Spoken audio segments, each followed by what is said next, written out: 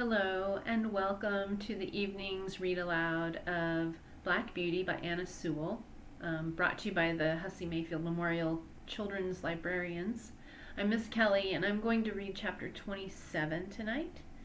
And I'm anxious to find out what happens to Black Beauty now that she's been looked over and found that she will be able to heal from her injuries.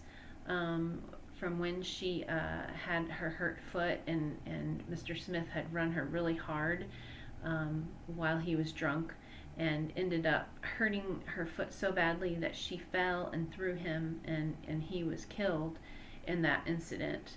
But thankfully Black Beauty looks like she's going to be okay. However, she's not 100% because she's had so much damage to her knees that she's gonna have a pretty rough looking scar. So let's see what happens next. This is chapter 27 and it's called Ruined and Going Downhill. That doesn't sound good. As soon as my knees were sufficiently healed, I was turned into a small meadow for a month or two. No other creature was there, and though I enjoyed the liberty and the sweet grass, yet I had been so long used to society that I felt very lonely. Ginger and I had become fast friends, and now I missed her company extremely. I often neighed when I heard horses' feet passing in the road, but I seldom got an answer, till one morning the gate was opened, and who should come in but dear old Ginger. The man slipped off her halter and left her there. With a joyful whinny I trotted up to her. We were both glad to meet. But I soon found that it was not for our pleasure that she was brought to be with me. Her story would be too long to tell, but the end of it was that she had been ruined by hard riding and was now turned off to see what rest would do. Lord George was young and would take no warning. He was a hard rider and would hunt whenever he could get the chance, quite careless of his horse. Soon after I left the stable, there was a steeplechase, and he determined to ride. Though the groom told him she was a little strained and was not fit for the race, he did not believe it, and on the day of the race urged Ginger to keep up with the foremost riders. With her high spirit she strained herself to the utmost. She came in with the first 3 horses, but her wind was touched, besides which he was too heavy for her, and her back was strained.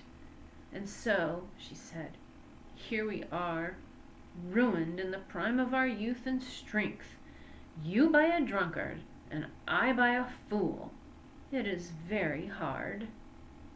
We both felt in ourselves that we were not what we had been.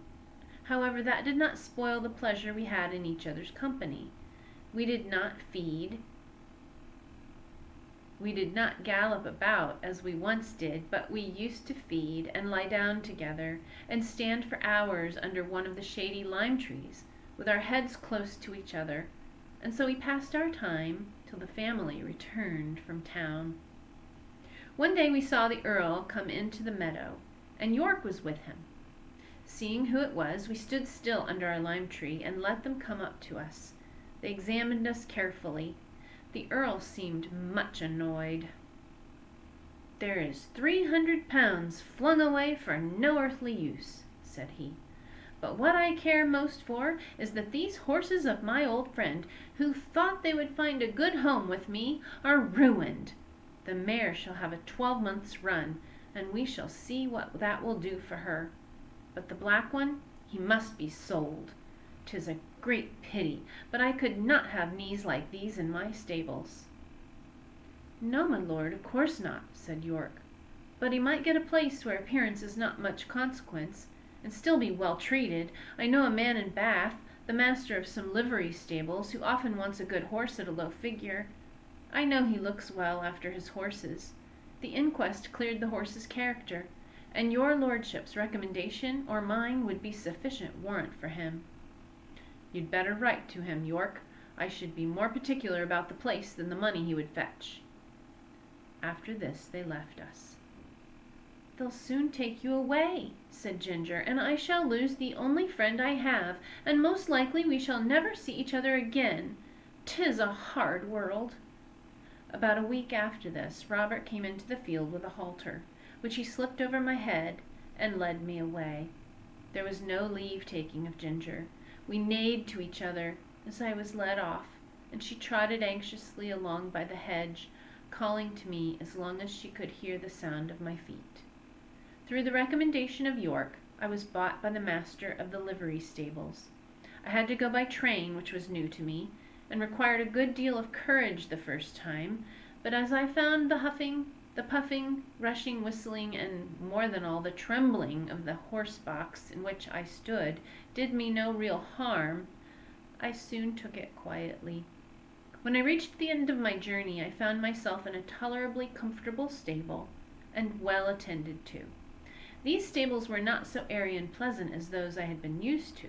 The stalls were laid on a slope instead of being level, and as my head was kept tied to the manger, I was obliged always to stand on the slope, which was fatiguing, tiring. Men do not seem to know yet that horses can do more work if they can stand comfortably and can turn about.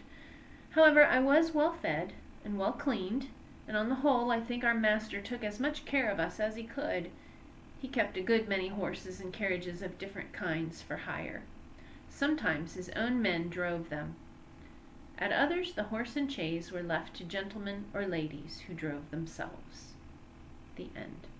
So Black Beauty has now gone to a new home, and it's basically a stable where people from the public can come and hire a horse as needed to do a job for them, to hitch them to a wagon or what have you. So it's a very different kind of life than where he was prior, where he had a little more, he was taken care of better.